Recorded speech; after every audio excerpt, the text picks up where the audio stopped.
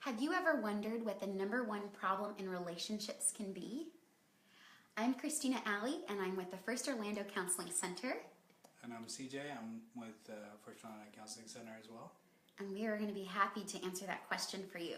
So, CJ, what do you think some of the things are that really hinder or create trouble in relationships?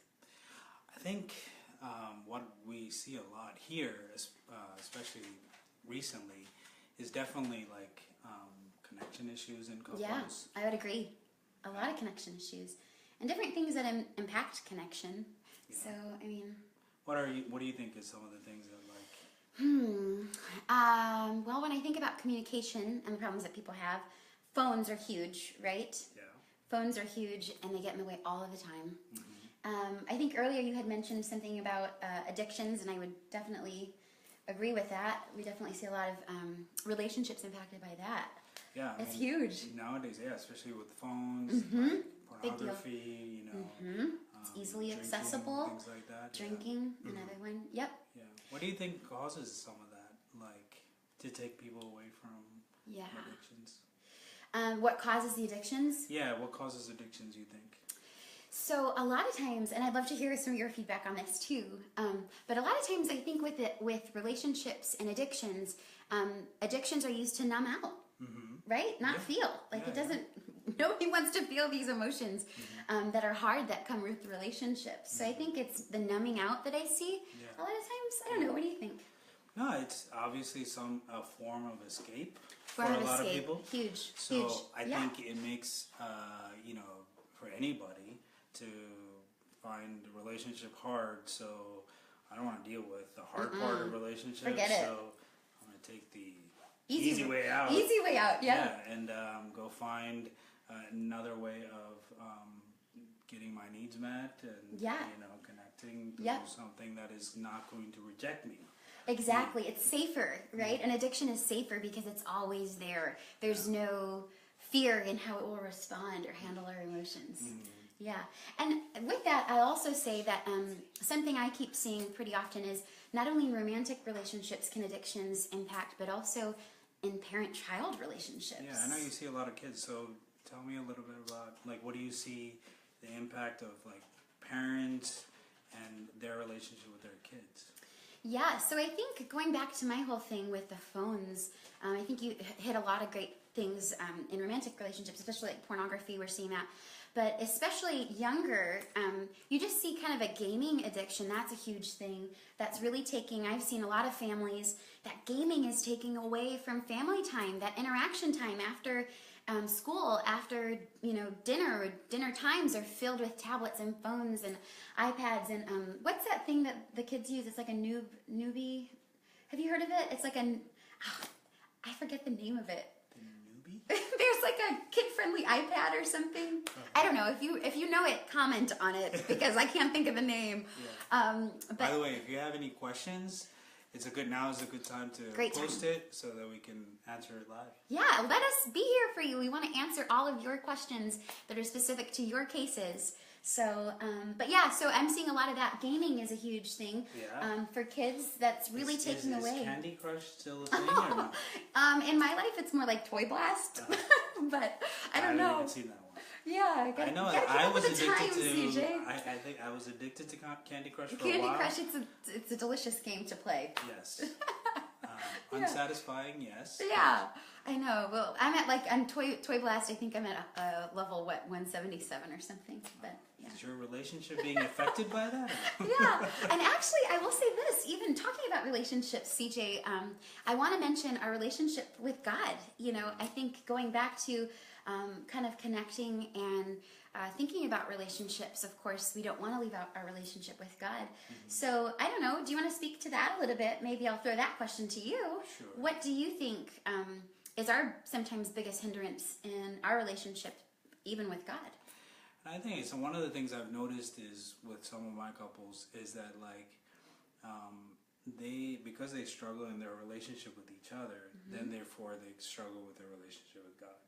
Because if you're upset with your wife or your husband, or you're having problems with your kids, or even with your extended family, then it's like it's hard for me to even go to God with some of those things. Yeah, I like what you're saying there, and I think that really what I'm hearing is that our relationship with others really impacts the way that we feel if we're lovable before God. Mm-hmm. So I think that that's a really big thing, that our experience with each other really begins to impact our experience with God. Mm-hmm. So I think that's huge. Yeah. No, I think it's a big part of, I think a lot of couples struggle with that. Because, and I also noticed that like couples who have a hard time connecting with each other also have a hard time connecting with their relationship with God. So like those, sometimes it's like the same problem. Yeah, it's an intimacy issue. An attachment issue. Yeah. And I'm sure you see that like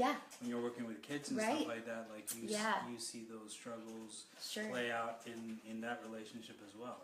Yeah, and I'm sure you see this a lot too, because I know you see a lot of couples. That's kind of you do really well, a lot of great work that I really respect with couples. And so I'd love to hear your kind of version of this. I work a lot with kids and families, teens and little guys. And so what I see a lot of times is with that intimacy issue kind of comes this issue of feeling unlovable, or this unlovableness sort of thing. And, it's kind of an interesting question that I think I would like to chew on a little bit. What comes first in healing a relationship? Is it really healing the relationship with God first, or do you think it's more healing the relationship with each other first? Or if we can heal our relationship with God, does it heal our relationship with others? Does the others need to be fixed and then God? I don't know. What do you think about that? I think they both go hand in hand. And so I think they're both related to each other in a lot of ways. So if it's like one area I'm struggling in, then usually I'm also struggling in the other area. Yeah. So I don't think it's mutually exclusive. Yeah. So it's not one then the other. It's kind of, they're both so closely intertwined that they're kind of, they heal together, but they're also hindered together. I would agree. Huh. Yeah. That's kind of an interesting thing.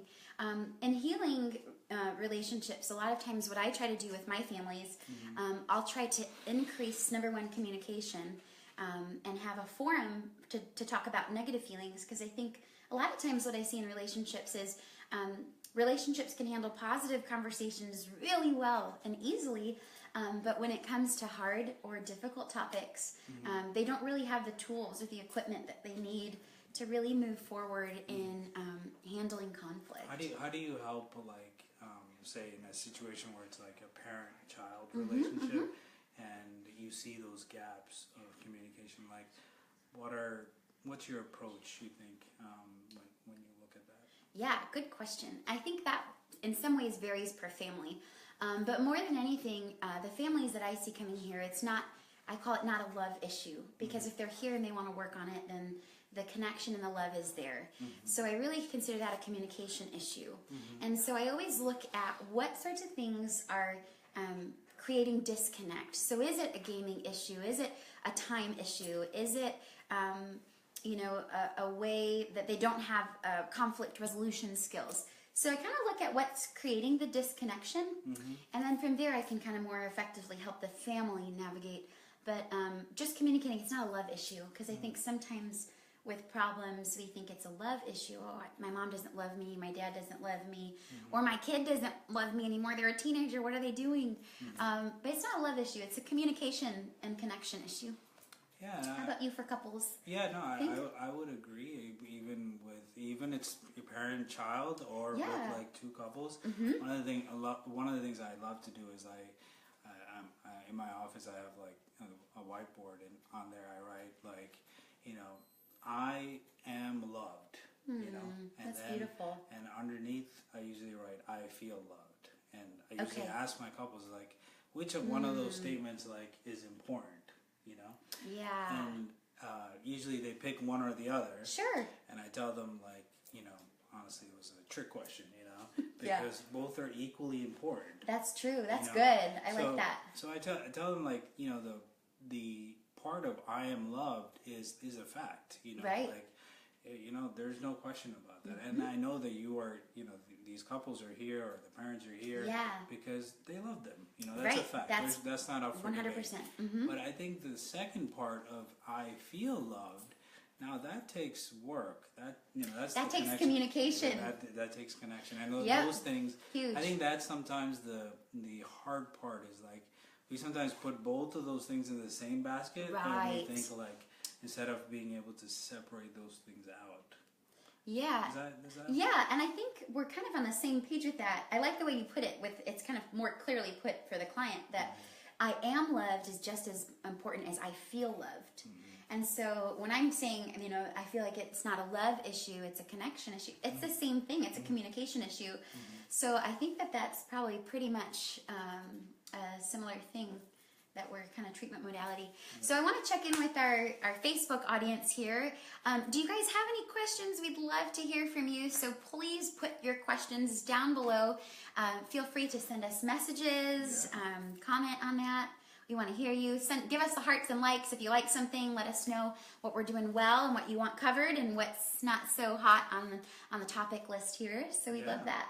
Yeah, we would love to have some topics for future ones that we want Oh, to do. that's good. I like that. Yeah, I forgot to say that. That's great. Yeah. I'm happy you remembered. And if you guys need more resources, PortoRandoCounseling.com. Love that. And then our phone number. You can always call us. We'd be happy to talk with you. We're 407-514-4470.